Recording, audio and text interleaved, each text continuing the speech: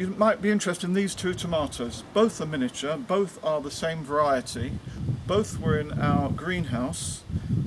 This one's slightly ahead. Yellow fruit, they're ripe to eat, but if you look at the leaves, this one's healthy, this one isn't. This one has got some sort of bug, and we put it outside so it doesn't spread to this one, which is much healthier. So this one needs careful looking at. It might be green fly, it might be red spider mite, not sure which, but it wants to be well away from any of the other plants. We don't want it to spread. Well, I've got some help here, not very good help. Our cat enjoying the Yorkshire summer, and actually she's 19 years old next week. Now this miniature tomato will not get much bigger, so it's ideal for small areas inside the greenhouse conservatory on the patio. In contrast, my pride and joy here, a gardener's delight, started off at the end of February, and it's now, well, it grew and it grew, it's in its final pot, and I would say I'm 6 foot, well, it's over 9 foot high now, and it could go out the roof if we had access to the air, but looking very healthy, likes being in the conservatory, and by being in here we've already had a dozen tomatoes from it. Here's one I've just picked, it's ready to eat, and that's very good flavour, and I'd have to recommend it to anyone. So Gardener's Delight, very good indeed. This year I also, having had success the last few years with Gardener's Delight, you want to try something else. This one is a beefsteak tomato. It's a heritage tomato, another cordon variety. As you can see, this is what happens to your tomatoes.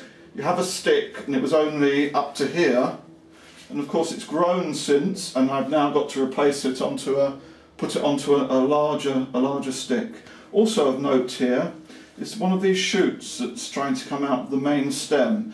Now, recommendation is that you take these out because they'll take strength from the plant and fruiting will not be so good.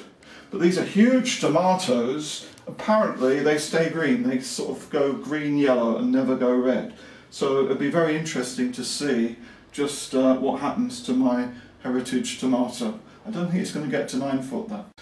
Here we've got another one I'm trying this year called Orcado. It's supposed to be good for greenhouses and outside. So this one is obviously in the greenhouse at the moment, but I hope to put it outside soon. Again, it's a cordon type tomato, so these side shoots we break off and encourage it to go upwards.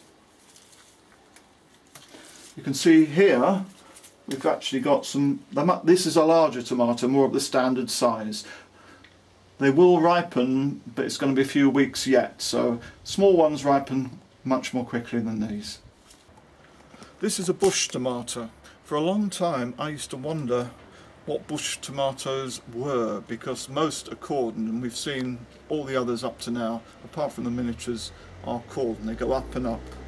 The idea of a bush one, as you can see, is, I don't know, 1, 2, 3, 4, 5, 6, 7 shoots coming out. This one's supposed to be suitable for outside, and we will see. But we've had a miserable month and a half up in Yorkshire, and you can see this just doesn't look as healthy as the ones in the greenhouse. It's yellow in places, particularly the lower leaves.